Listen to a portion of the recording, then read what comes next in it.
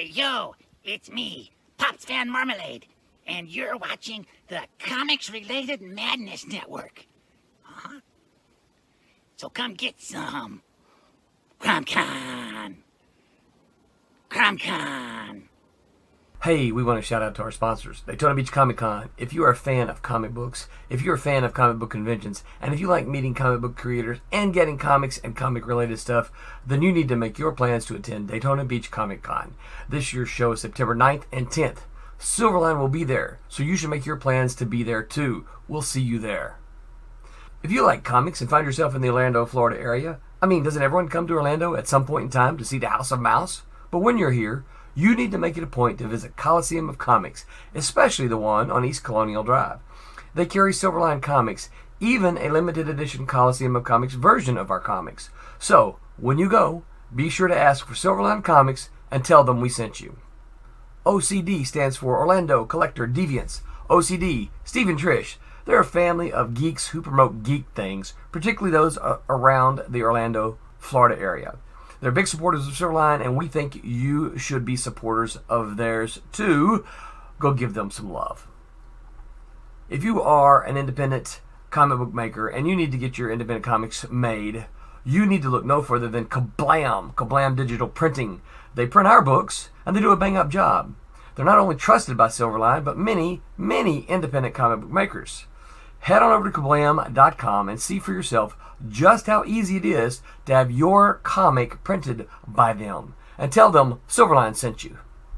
Hi, this is Tim TK, host of That Silverline Show on Tuesday. Join us at 11 p.m. Eastern, 8 p.m. Pacific every Tuesday night as we discuss pop culture and the joys of making comics. Hi, I'm Barb Kilber, co-host of Silverline's Wednesday Wham. Join us each Wednesday night as we discuss comics, literature, movies, and anything else that may catch our attention. I'm Roland Mann, and I host Silverline's Silver Sunday. Join me every Sunday at 8 p.m. Eastern as we make mine Silverline.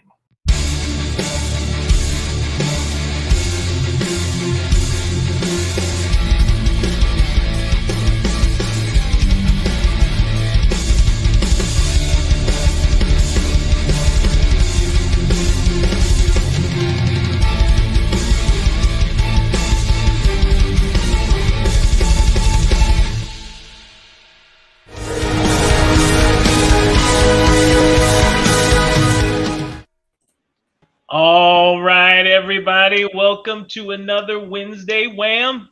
I am Kasisi Harris, one of the co-hosts of the show. And we're going to do our round robin to introduce everybody, a little bit about me. So I pinned a short Trump's story in the Christmas special. Worked on Silverline Team Up 2 Volume 2, which will star Miss Fury and Tempest and another character to be announced. And there's also one more project in the works that I can't talk about right now. But that is me, Kasisi. Next, let's talk about Martin. Me. Hey, I'm Martin Martona, and I am the colorist on the wonderful book called Wolf Hunter, and I am working on book number 2. And that's been a long time coming, but is finally getting done. So I was working on another page last night. Let me see if I can find a copy of that. There you go. This is the vintage cover, which is after Rusty, done by, who is it? Stephen Butler, and it's a fantastic cover. Anyways, if you guys go look that up, it's a great story. So I do colors and I make things look pretty. So why don't we go down to someone who's a little less pretty, but venerable. Oh, thanks. I love you too. I was just telling my wife the other day, yeah, you married the ugly guy. And she goes, you're not. I went, thank you. Fishing for compliments. Rob, you're Rob not Davis. pretty. You're not pretty. You're ruggedly handsome. There you go. All right. Yeah. Yeah. Uh-huh. Yeah. What do you want? Hey man, I think you got movie looks. So Yeah. Horror movie looks. now, I didn't say you did. Hey, you set me up. I had to knock that one down. Yeah, I'm Rob Davis. I'm artist of Twilight Grim, which is right now in previews, the first issue. Check that out. Everyone should who knows me from Star Trek: The Next Generation and Star Trek: Deep Space Nine from back in the 1990s. I worked for both Malibu, who had the Deep Space Nine, and I did a little bit of work for DC, which had the Next Generation and the regular Star Trek books, and I did a little bit of each of those. I've done a little bit of work elsewhere in the industry, and then after the implosion in the late 90s, I moved on and did some other stuff for a while, but look out, I'm back. Nice. Thank you. But I'm a penciler, and I ink myself sometimes, and occasionally I will ink other people.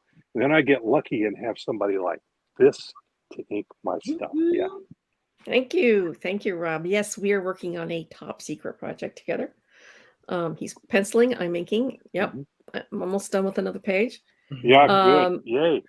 I'm the creator of Divinity. I want to thank everybody who participated in the Kickstarter.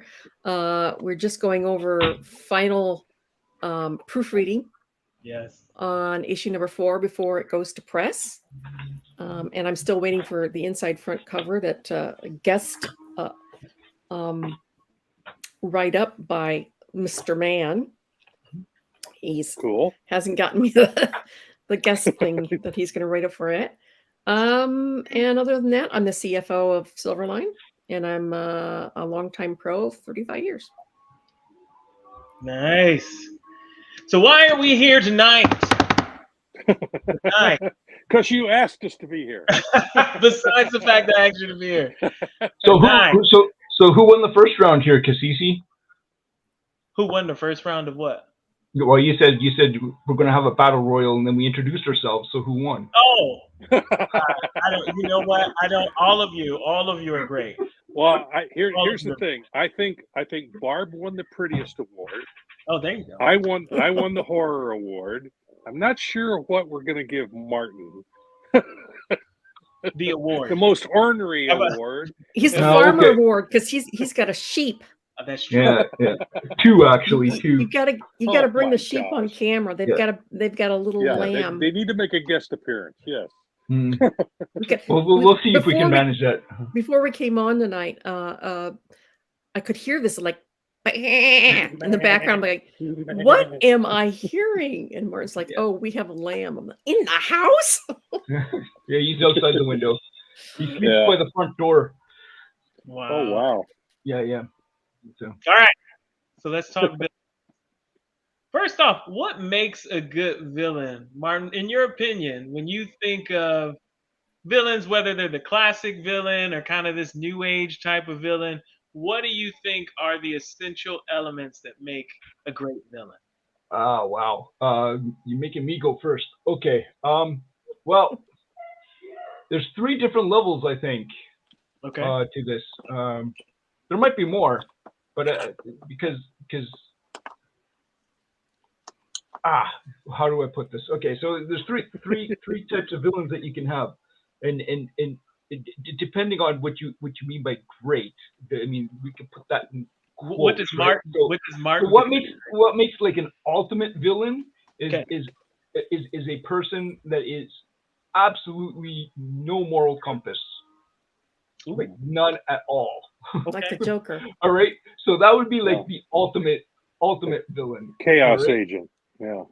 Now, that's kind of an extreme, and you could call that a great villain, but I mean, then you kind of got like this.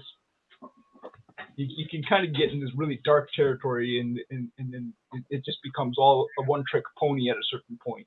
Okay. So then there's a second level to it where you have the guy who is, kind of more the smart villain, kind of like the Dr. Doom or the guy who's uses his smarts. He's trying to get something, but he's not like overt about his villainy. He's more covert, and then he's manipulating stuff in the background. So maybe it's 2 levels for me. So there might be a 3rd level, but I'm kind of slipping my mind. So, and then there's the brute force villain too, I guess. Yeah. So I think maybe those 2 levels are kind of what makes a great. I lean more towards the guys who are like guys who are more the schemers, because they're more fun. What about you, Barb? When you Okay. let me ask you a different question though, Barbara. I want to ask you a different question.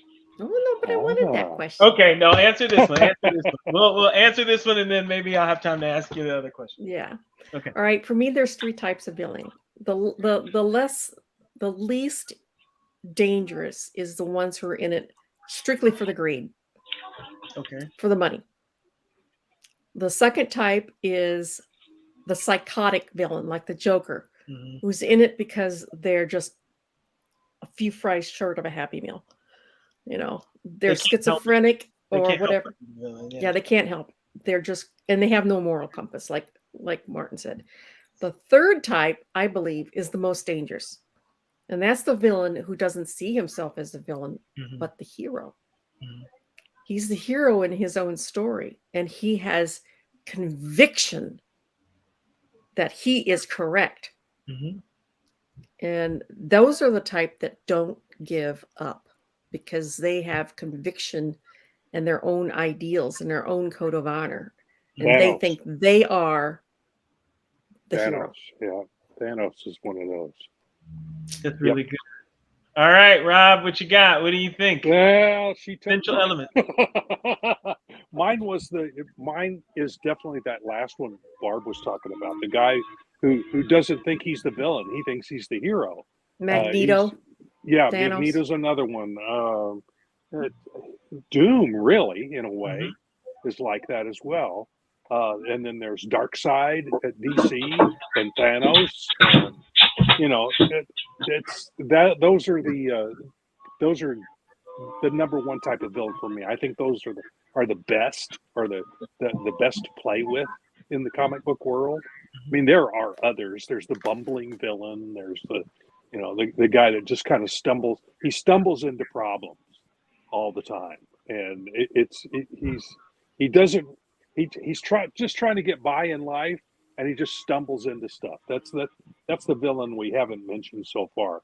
He usually ends up being somebody's henchman or something, but sometimes he just stumbles into it and becomes the number one villain, and he doesn't know quite what to do. He has no plan. He's just trying to get by, and life just ain't fair to him. he's Mothman. the guy. Yeah. Mothman. Yeah. There you go. Batman. Yeah. He's one of those. One more question before we get started. So you've already laid out the types of villains that there are for you. 3 types, 2 types. Visually, so when you think of the aesthetic of a villain, right? What is the most compelling to you, Martin? What do you look for? What is the, hey, what's up? Hi, Pops. Oh, yeah. Hey. Is it the Hey, color? Pops. Can't see me behind you, behind there, but yeah, I'm here. Yeah, hey, Pops. Yeah. So what is the thing that stands out to me for a villain? Visually. Oh, man. Visually. I'm trying to think of all the villains that kind of exist in the. Well, if they have a strong silhouette of some kind that kind of distinguishes them as like a distinct character, that's kind of a good thing. So you exactly know who they are right away. But if you don't have just a silhouette, what kind of draws me to them? Oh man. Well, there's so many good visual characters. It's a hard thing. Like, I think it boils down to just like just the coolness factor. I don't know if that can even be quantified. Like, so I mean, like, I've never read a single story of this character other than like as a passing character through maybe a Batman book. But Deathstroke is one of the coolest looking villains like that exists. Right? Yeah. He's like, that's a pretty cool looking character. So like Joker is a very kind of like iconic character. I don't like him. Like, he's like, eh. You don't like the design, the look of it? Yeah, visually. I don't know, but just like so. But he's iconic, and so yeah. You can't dismiss him out of hand just because you don't like him. But like visually, he's a stunning character. Almost all the Batman villains are all visually cool.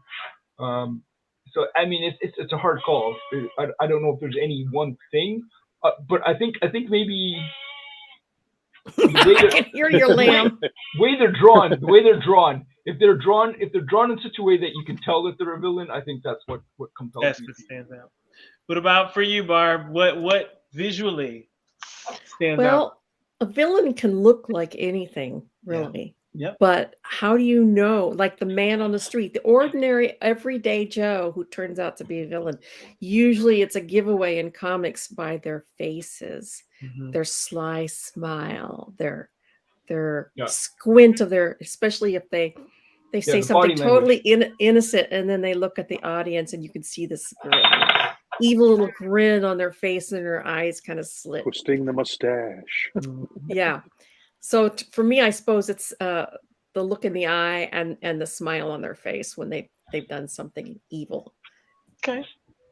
Rob, what about you? Bring it home. What do you visually find attractive or stunning about a villain? Depends on the style of the drawing. I mean, when we look at Dick Tracy and his villains, they're very, very stylized. You know, flat top. He has a flat top. Big wide head that's flat on top. You got prune face, and his face looks is all wrinkled and stuff. And so it's you know, if the name of the character describes what they look like, and vice versa, their look, then that style of comic book or comics drawing it kind of epitomizes that. But then there's the subtleties like Lex Luthor, for example, is one he's just a regular looking guy. He's bald, but you know you have to make him menacing. He has to have this carriage about him, kind of like Dr. Doom. Doom also has, which is just this, you know, I'm the greatest person in the world, and you better bow down before me. The arrogance, yes, the arrogance of it. Egotistical. So but then there's also the villain that's always, you know, like this, who's always kind of crouched down and the rat type, you know, like Desaad, who is the henchman of Darkseid, is he's got this hood and he's always like this, and he's always yes, Darkseid, you know, that kind of thing. Looks like the Emperor from Star Wars. So you know that's another one of those, the plotting type. So yeah, there's several of them, but those are the ones that come to mind immediately when I think villain in comic books. Okay. Well, we're about to go through a lineup of villains that are Silverline villains. Okay. So what's gonna happen is I'm gonna show you a place. Right? The first thing you're going to see is the setting. And then we're going to see who the competitors are. So who the combatants are. And your job, you know, and I'll have a page or two to show you, right, of their abilities or something, highlighting them. You're going to vote. You're going to tell me your reasons, you know, why you selected who you would select to win an encounter between the two. And then it's a single elimination, so we're gonna see who is the best. Yeah. Okay. Right? Just like we did with the couple of weeks ago. Yeah. It's just like with the good guy. Last in that series. Maybe I'll do a team versus team thing, but this is the last in the series. Well, you could do the good guy against the bad guy, but yeah, okay. Yeah, that's hard though. Okay. Yeah. All right. You guys ready? Yep. Yeah. Let's see it. It's nighttime. Nighttime. Nighttime. Okay. You know, there's someone skulking around on the streets of New Orleans, but they're on the wrong street because they encountered. What am I hearing? It's my dog. He's under the desk. Sorry about that. Lovely. No worries. So the two combatants on the field right now in downtown at night, empty French Quarter, is Axe, who is from Silver Storm, right? And I'll tell you a little bit about him.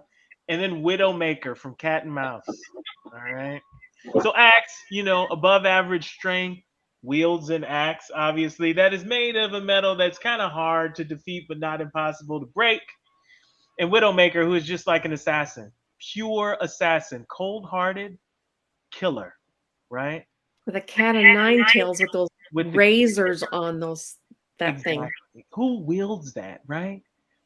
All right, so here's, we can see an action shot of Axe. He's going up against Silver Dollar, right? Clobbering him over the head with the axe. So he can hang with someone of above average strength, right? And still, have be a good adversary, right? Even though he doesn't have like, godlike strength. And then you have Widowmaker. She has a whole league of female assassins that work under her. She herself is a formidable threat, right? So She's again, got martial arts skills. highly skilled in martial arts, not Highly just skilled. not a novice. This is a killer. So you got these two melee combatants on the field.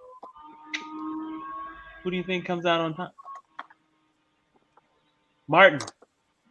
You're going with me at first. I'm going first all the time tonight. Okay, all right. First round. All right, okay. Well, this time you've given us an actual field to work with. So, in this instance, I'm going to go with Widowmaker, and the reason why is I think the narrow road there is going to be a little bit of a problem for Mr. Axeman. And Widowmaker will be able to nimbly slide in and out of the nooks and crannies and use the narrowness to her advantage, and he'll have trouble swinging his axe. So, even though he's probably stronger than her, I think she'll have the leg up just because of the environment. Okay, one for Widowmaker. What you got, Barb? I also agree with Widowmaker. I think she's faster. She's got knives on her too. I don't know if you can tell that, but she's got knives on her. She's got the wicked cat of nine tails, which is flexible, so it works in smaller spaces. Even though it's longer than the axe, it's got a longer reach than the axe. The axe is less maneuverable in the small space. Those razor ends on that whip that Widowmaker's got are nasty, nasty, nasty. And she's got the martial arts too. So she's like flipping through the air and stuff like that. So I'm going to go with Widowmaker just because I think the setting puts them on an even playing field. So his strength isn't going to. Okay, this is what I was going to ask you about. Okay. Yeah, it's not going to make that much of a difference because she's got the flexibility. He may have the strength, but she's got more weapons, and I think she's got more knowledge. Okay. An assassin, come on. This is what she does for a living. Okay. All right, Rob, what you got? I'm going to have to agree with the other two. I think it's her, and pretty much for the reasons that they give, because of where they are. If they were in an open field, that might be a little more difficult. She's got places she can jump and get out of the way. Mm-hmm. She's got the ranged weapon with that cat of nine tails. She can get to him. He's only got arm's length to reach her with in a melee battle. So, I mean, he can throw the thing, but once he's done that, then all he's got left is this. Mm-hmm. He's not Thor. It doesn't automatically come back to him. Correct. So I give her the edge, definitely. Okay. All right. So for our first battle, we got Widowmaker for the win. All right. We're in the jungle, right? Somewhere near somebody's hidden base. Dr. Mantis from Team Beetle, right? Super strong. He's of above average intelligence, I would say, versus Hunter. So a person who can hide in the shadows, can camouflage himself. He's the teammate to Axe, right? Carries a couple of pistols, right? But they're in the jungle, again, near Dr. Mantis's hideout. And you can see Dr. Mantis is strong. He can fight. He has those claws, those... Is that all he's got for weaponry, though? Does he have armament? He probably has armament too, though I don't know the full extent of his armament, right? But as far as Hunter goes, definitely only has knives and pistols, or guns. I should say guns, right? Knives and guns. And again, he can camouflage. Everything about camouflage, like hiding your steps, being super quiet, your body camouflaging, right? Hiding. So basically, a ninja, a Navy SEAL. Yeah. I would say he's like a ranger or Yeah. pararescue. Yeah. The Mantis, does he have is that exoskeleton he's wearing? Is that a hardened exoskeleton or just a spandex suit? So it's hardened. Yeah, it's hardened. Yeah, it's like an armor. Yeah. Okay. Looks like it's metallic. Yeah. The way it's drawn. So who we thinking? All right, let's start with Barb this time. All right, I am actually going to go with Mantis.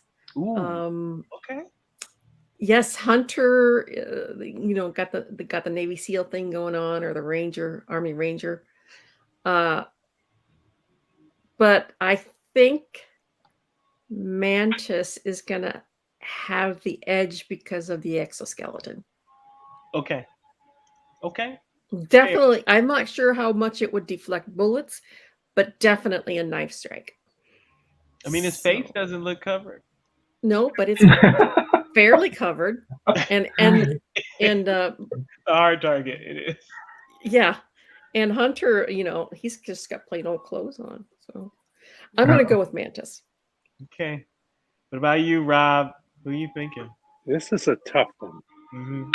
I remember think they're in the jungle too. Right. Well, but they're also near Mantis's headquarters, so it's his turf. His advantage, but, yeah. Home field advantage. Home field advantage, definitely. Now, I don't know how good the hero is on or what's his name? I'm sorry, Hunter. Hunter. Okay, I don't know why I said hero because we're talking about villains. Hunter. Yeah, I don't know how big he is on planning things in the jungle. If he has enough time, he could set up some traps for Mantis. Yeah. And so that's a possibility. So that's going to be a tough battle. I think, though, for the same reason Barb said, I think the armor may be his saving grace and what puts him over the top. I think it's going to be a tough battle, but I think he is going to win. So the armor's going to win out. Fair enough. All right, Martin, what you got? 2 men in the jungle. One can camouflage himself. One has exoskeleton. Yep. So this again is a tough one. So I know a little bit about Dr. Mantis. He's not a particularly bright individual. Right. Very impulsive. So he's a little bit yes, he's an impulsive character, and he just kind of goes guns blazing into whatever he does, and then just I thought Cassisi said he was smart. He's sort of above average, but he's not that his impulsivity kind of overrides any kind of intelligence that he has, right? So yeah. So he has an arrogant streak that thinks he can get by with just okay. Yes. Yeah, the arrogant. He's an arrogant villain. Yes. He's kind of buffoonish, but he is smart, but not that smart. But okay, I don't know enough about Hunter, but he does look like a formidable foe. And like Rob said, he could probably, if he had some forethought in his arsenal, setting up traps and stuff, he might be able to do something. But I'm going to go with Barb and Rob on this. That Mantis has the edge. Wow, that's just because he's got the armor and it boils down to his armor and well, he also has I think he has a serum as well that kind of gives him a little bit of extra strength. Yeah. So. This one's a close call. It's a small edge. Yep. Small edge. I would say the armor is what puts him over. Yeah. That's interesting because I would think I'm not voting, but I would think Hunter being like a trained sort of assassin-like character, right? Like I am designed for subterfuge to sneak up on you and kill you. I would think that would have more value than the impulsive armor-clad person. But okay, at the same time, one other issue is that how well does Hunter know Dr. Mantis? I mean, if he knows, does he know about the armor? No. Or does he? Nope. Oh, he doesn't know any of that. Okay, if he did, I think it being the kind of character that he probably is, from what little I know about him, he could figure out some way to get that off of him in order to take away that advantage and might win in that respect. But if he doesn't know his enemy, then he can't plan for how to overcome that. No strategizing. So that's why the armor wins. That's why the armor wins. Yep. Fair. Okay. All right, we're in some country unknown. Inside this country, there is an evil doctor, Dr. Fear, right, who is plotting this to take over the town, right? Now, in this town, there is also a villain named Pistol, right? Pistol from Silverline Team Up 1, Volume 1. He's one of the two henchmen of another villain, but, has an exosuit. Obviously, that exosuit gives him extraordinary abilities, right? He also has the ability to shoot things from his arms. Dr. Fear, on the other hand, has superhuman strength. A part of the potion that he took to get in the state that you see was a enhanced strength potion, right? He couldn't kill himself if he wanted to because he had become so strong. So these two face off on the rooftops of this unknown town. Dr. Fear's in the red, right? Dr. Fear's in the red and Pistol is on the left. Yeah. With the So doctor of what? What you mean? What was he a doctor of? Yeah. That I can't remember. I don't remember. Because obviously he's got some smarts. Yeah, he is. He's intelligent. Yeah. Does he have some occult stuff going on? You said occult stuff? No. No, occult. Does he have occult stuff? Is he kind of like Doctor Strange-ish? Or he's got this kind of demonic look to him, so I'm just trying to... That was a side effect of him taking the serum to get... Kind of like the Red Skull in the Captain America first. Oh, okay. All right. Yeah. So now you said he became so invulnerable that he can't kill himself. Well, and when I don't, that doesn't mean he's like bulletproof per se, but if he were to try and hang himself like he did, he couldn't kill himself in that way. That's pretty tough. Yeah. And Pistol again has an exoskeleton and weaponry and shoots stuff out of his arm. He can shoot stuff out of his arm. Yeah. Ooh, this is tough. Mm-hmm. Oh man. You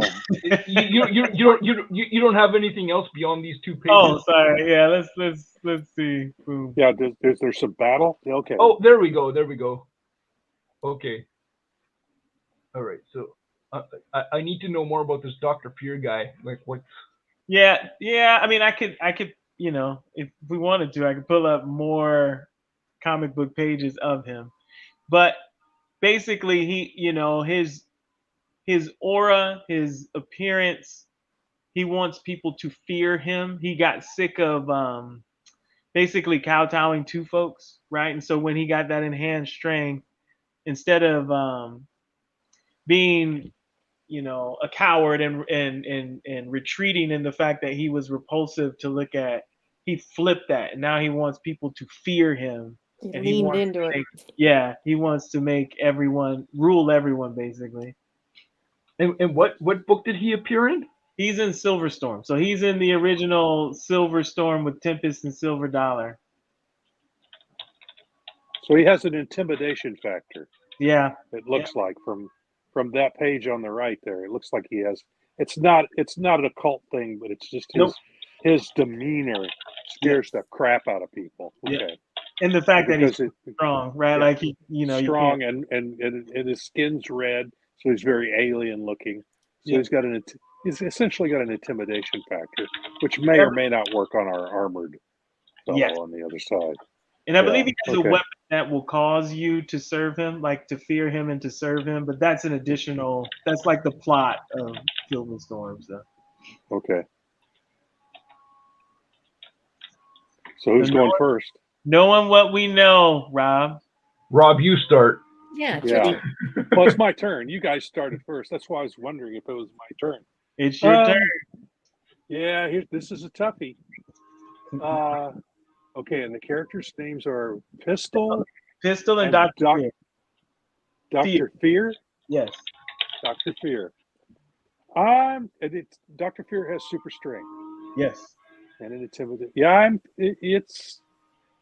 again, that armor, the armor is going to be tough to overcome. But if you've got super strength that you can kind of rip that off the guy, if you're strong enough to take a blast, maybe take a blast or two before you go down, which it sounds like he's possibly.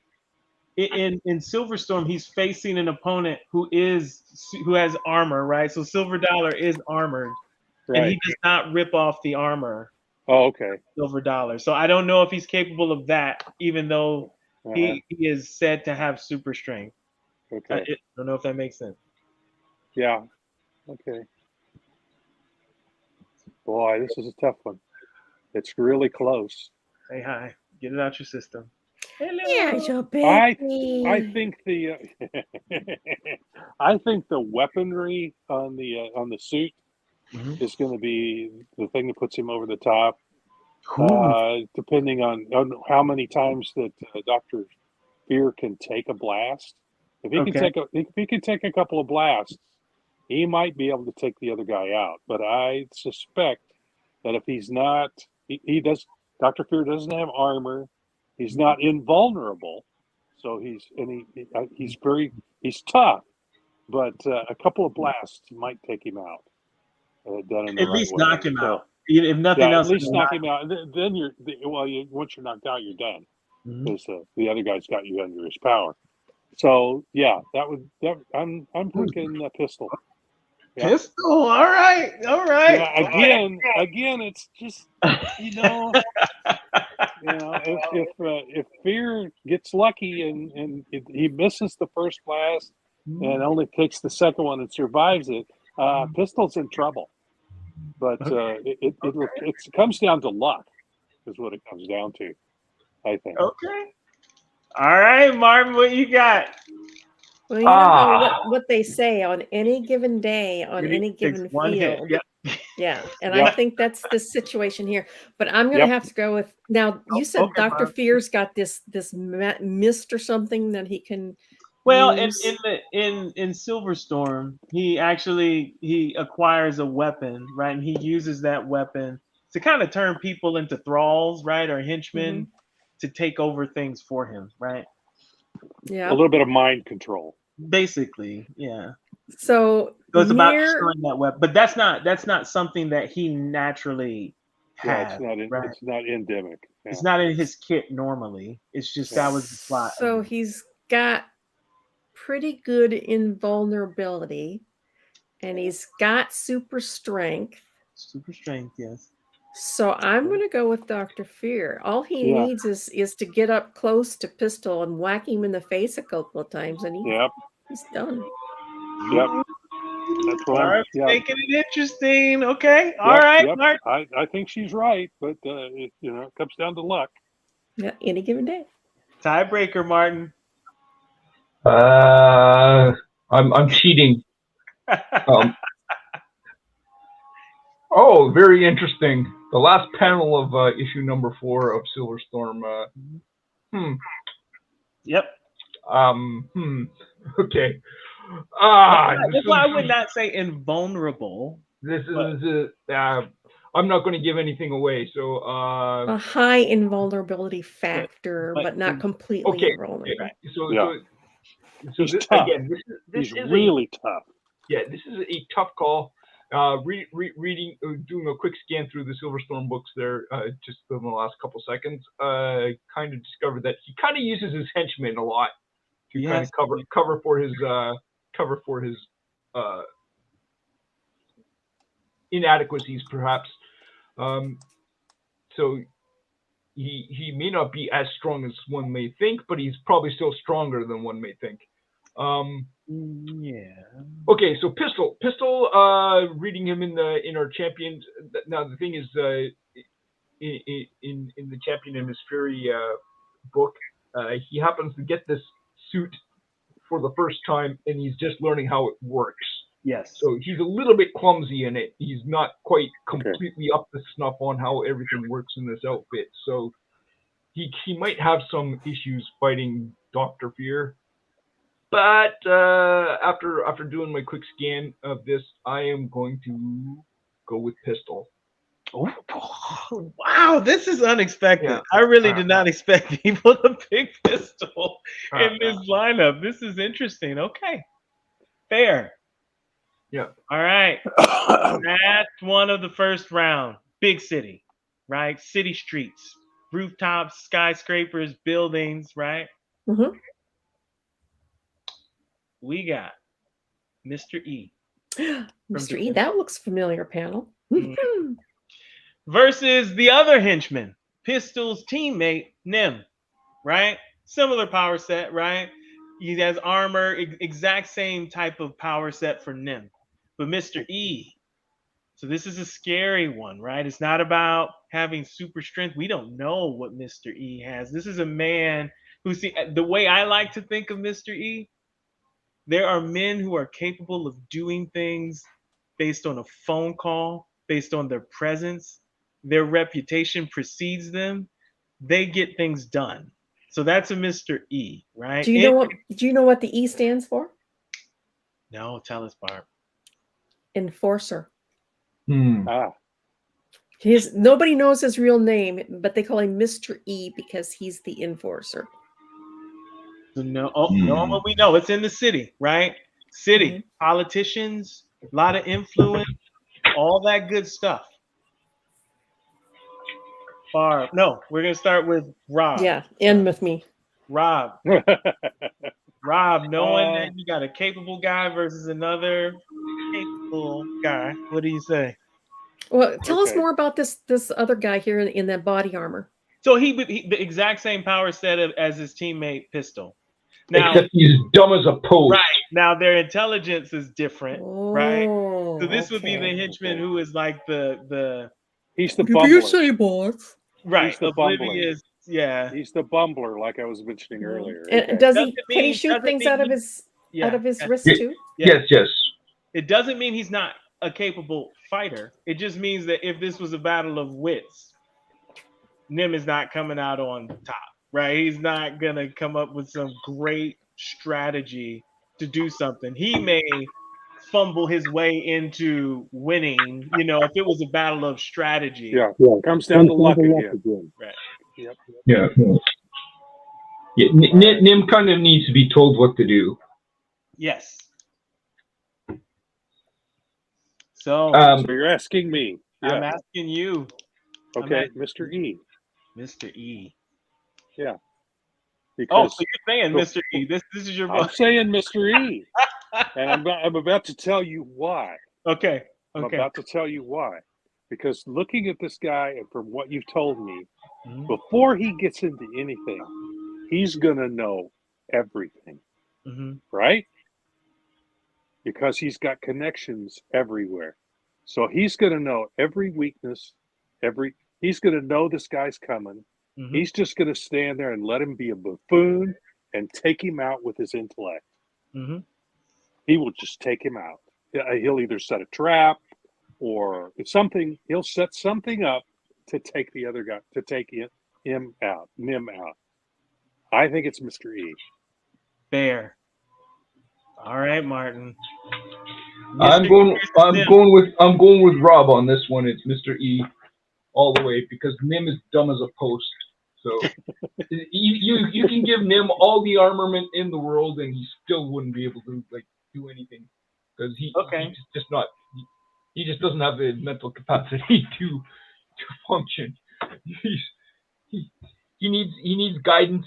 He needs direction. He needs everything. I mean, he's the classic henchman who's go do this and he just stumbles through everything.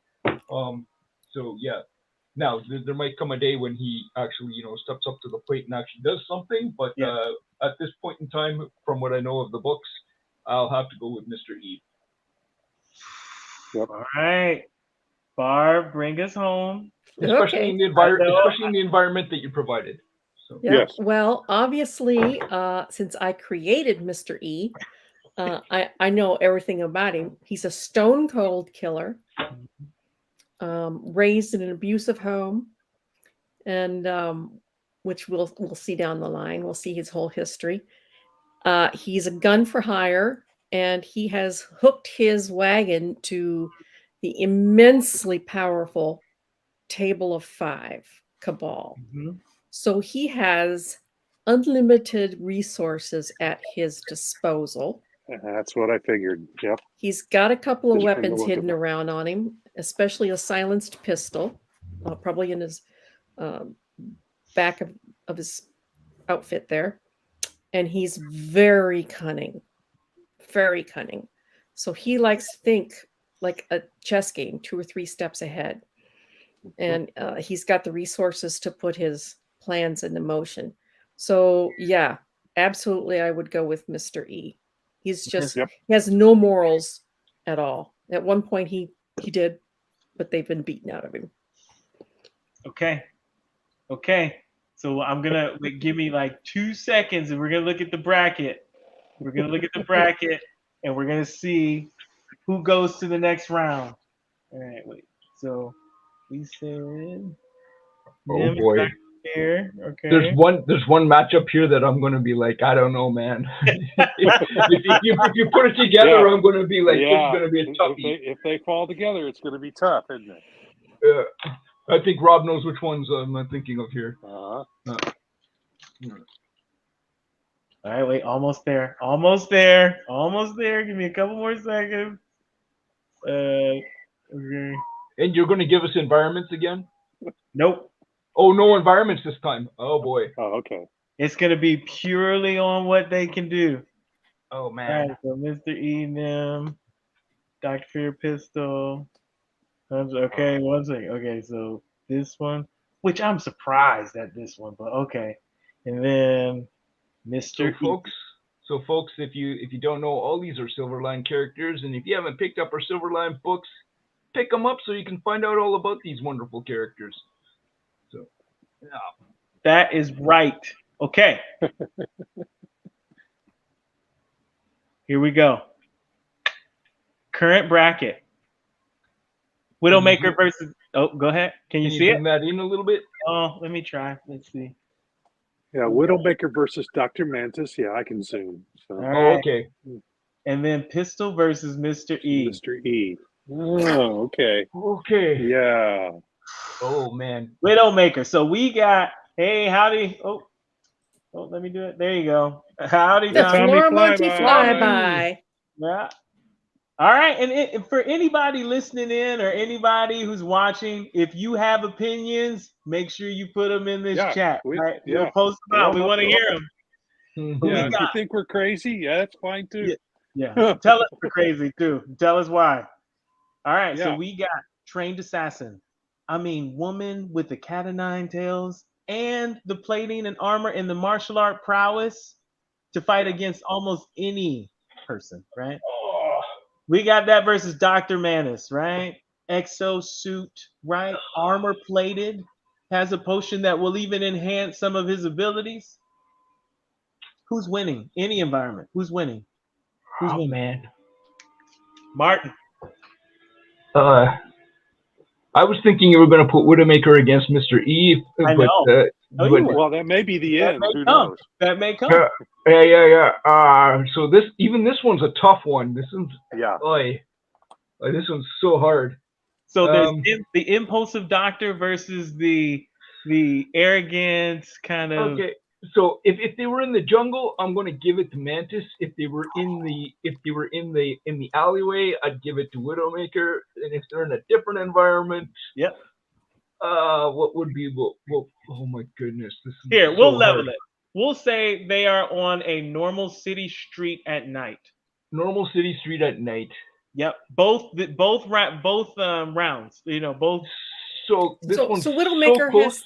Let me ask something. Does Widowmaker have access to all of her abilities? So each character has access to their native kit. So if Widowmaker carries weapons, she has access to what she carries. Well, Dr. her Does kid. that include her ninjas? Yeah. No, Does that it include doesn't- her? no, it The doesn't ninjas that she takes with her everywhere. No, So we're not including henchmen. We're No, not but including then minions. that would mean that Dr. Mantis would have all his henchmen, but his henchmen are stupid. Yes. So Sergeant AWOL is not, but he's loyal and obedient. yeah, well, actually, so in the case of Widowmaker and Dr. Mantis henchmen would all fall over themselves because there'd be pretty girls chasing them, and they'd be like, their jaws would be slack jawed because all these beautiful women are, That's so true. they wouldn't be able to fight back. So then that leaves us anyways with Mantis and Widowmaker. City Street at night between the two of them. Yep. This is such a tough call. I'm going to go Widowmaker just because she has the reach. Okay. All right, we got Widowmaker with 1. Barb, what do you got? Yeah, I'm going with Widowmaker too. She would excel in the dark. Ooh, good. That's good. Right. Yeah, she's got all the ninja skills. You know, that's what she does. She teaches a new generation of ninjas, and stealth. And even though Mantis is an exoskeleton, all you need to do is take his legs out, and then he's like a turtle on his back. Or hit him. Got all this. Yeah, or hit him in the face with only the part that's exposed. Yes. Yep.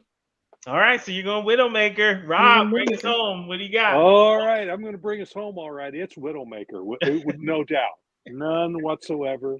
The impulsive Dr. Mantis up against a schemer and a martial arts artist with a cat o' 9 tails to knock him down to the ground with. Widowmaker. No chance. No. It's a done deal.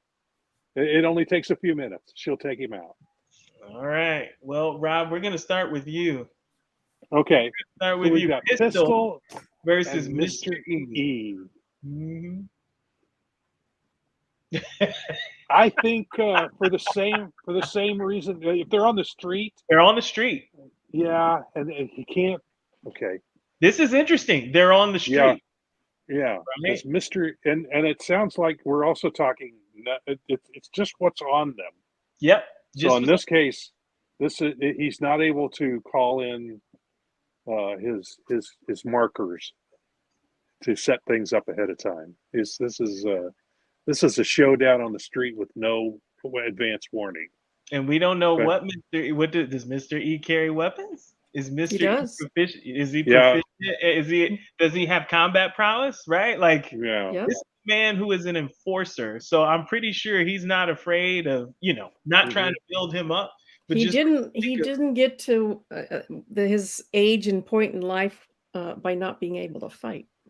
By bumbling, or bumbling, And he's cunning, extremely cunning. Yeah. But Pistol in his own right grew up rough too. So, Pistol, I mean, his suit is new, but even with the new suit, he's capable of fighting, blasting stuff from his arm. I'm gonna go counterintuitive here.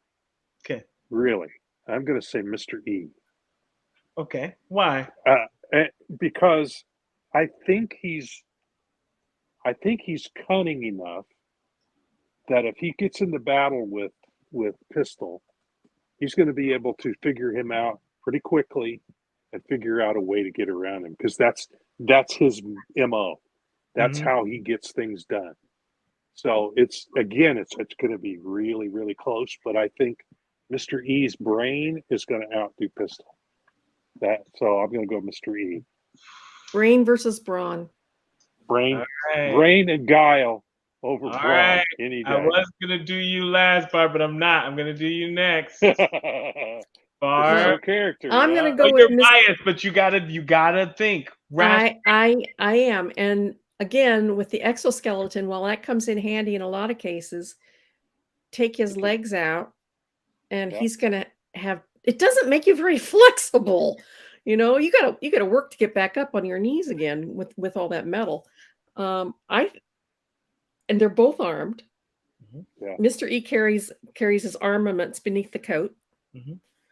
And he's a crack shot. So again, I think it comes down to brains. Pistol's name is Pistol. So he's probably a crack shot too. Yeah, this Yeah. is true. So they're evenly matched probably in armaments, but I think Mr. E's more cunning. Yep. So I you think it's gonna that'll come push it down over? to cunning. Mhm. You think I'm Mr. E? agreed. Yeah. So, like Rob said, Mr. E, I think, would have his wits about him a little more than Pistol. Pistol is smarter than Nim, but both of them are kind of doofuses. So, so if they were ever into a confrontation for whatever reason, I think Mr. E would have the drop on Pistol because Mr. E would react first. So Mr. E would react first. Pistol will have more firepower, and he has the protection of the suit, but Mr. E would react first, and he would already have, from my He'd have it understanding, figured out. what he'd already have him figured out as to what's going on, and then And he would, here comes he would the really drop 'em. interesting. So Yeah, and make me confrontation. last on this one. all yeah, right? I'll make you last. This is it. This is the showdown. Because I like both these guys. Obviously, I like Mr. E because he's my character, but I've spent so much time on Widowmaker. In Yeah. fact, the first photo or first picture that you put up, Yeah. of Widowmaker, And was this my is artwork. this is the matchup that I dread. And this is, but let me level it though. Let me level it. Okay. We are. Whew.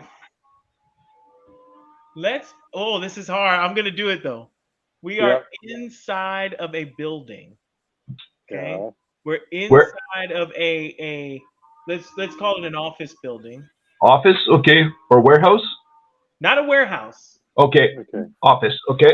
Like a traditional downtown, offices, right? Elevator. Multi-story, maybe not Multi-story, necessarily yeah. a skyscraper or less. Are we talking Die Hard here? Yes, Well- let's say it's multiple stories, right? Well, let's put it into New Orleans. New Orleans has fairly low buildings, so Yeah. have why some- are you Orleans trying to doesn't put have it any in? Why are you really trying to tall put it in New Orleans? well, that's where That's where we started. generally take place. That's where her first match started. That may not be where this one is. Let's actually put it Okay. in New York. New York? Oh Okay, boy. so it could be a skyscraper. It could be a skyscraper. So okay, All right, it's at night, so all the workers are at home. So they have all these rooms and all the the elevator, everything's at their disposal. Good night. This one's tough. All right. So Barb goes last. So that means that Martin, you go first. Who's taking this home? Who's taking this home? Oh my goodness. It's so tough. This one is almost a borderline tie for me. No. yeah, But Two-man enter. no One ties man lead. allowed. I think I'm gonna have to give the edge to Mr. E. Ooh, why? You're gonna have to explain this. Trained assassin, dark rooms, cut off the Well, lights. Tell me. Because Widowmaker doesn't use guns. Does she And have so to? no, Dude, we're gonna but get into a Indiana Jones situation.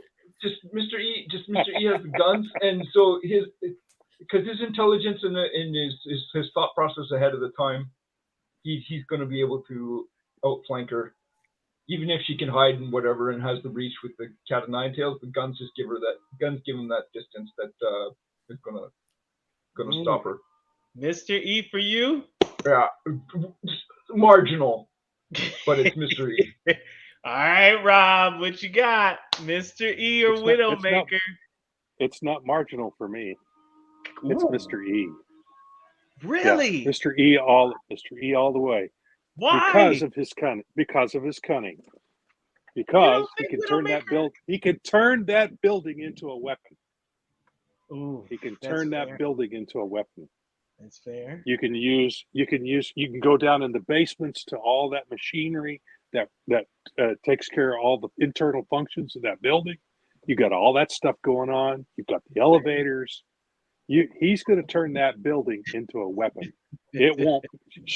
It'll be a battle royal, and it may come down to the top floor where one tries to push the other off the edge. But I think Mr. E's got the edge in this. He'll turn that building into his weapon. So I want to interject for one more point. So the only thing that Widowmaker would have going for her is she's able to use the shadows to her advantage to get the drop on them. But yeah, no, I think his cunning, and he'll turn that building into the weapon. And it's probably not his first rodeo with an assassin either. I mean, that's right. You know, that's okay. right. So Barb, what are you thinking? All right, this is going to blow your mind. If it were strictly face to face, Widowmaker hands down. Yes. So you mean if they were like together, just it's hand-to-hand combat? Yeah. Hand-to-hand combat, Widowmaker would win. However, it would never get to hand-to-hand combat because Widowmaker is the queen of her own small little kingdom in New Orleans. Mr. E has the backing of the Table of Five, which is a worldwide organization. All he would have to do is call out Widowmaker. I'd like to make you a deal. Oh, so you think he could solve? Okay. So we would love that. Okay. We would like to bring you into our organization. Unlimited power, unlimited wealth. It's over. So, bloodless end. Bloodless end. Yeah. You don't think he would be upset that a man is trying to give that deal to her? Because isn't her deal like that? You know. Yeah, but she's a hypocrite. So. Well, there are women on the Table of Five. There are. Yeah. She may ask for a place on the Table of Five. Who knows? Oh, she may even have the ambition to take it over, even just by taking the deal. Just the access to unlimited. No, the winner is Mr. E, man. Oh, sorry.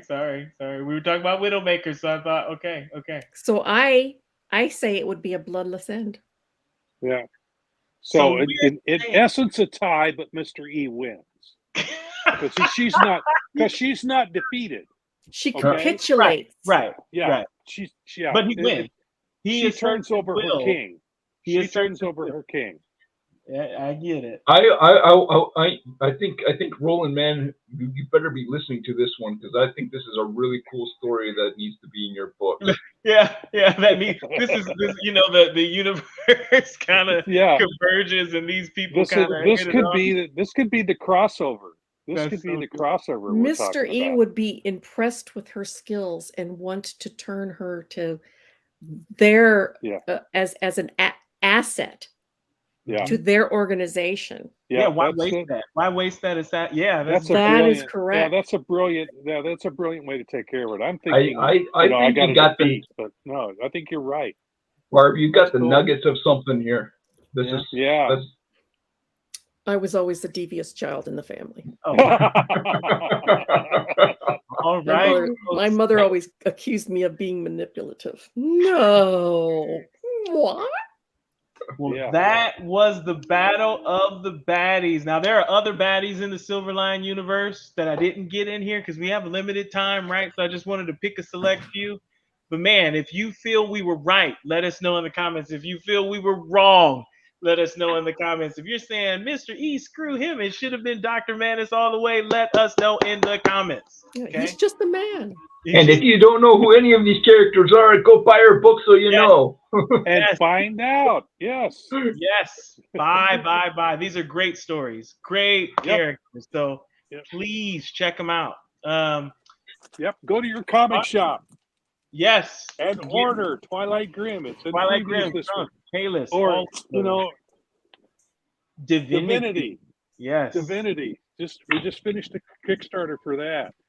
Trumps is up there. Trumps is it?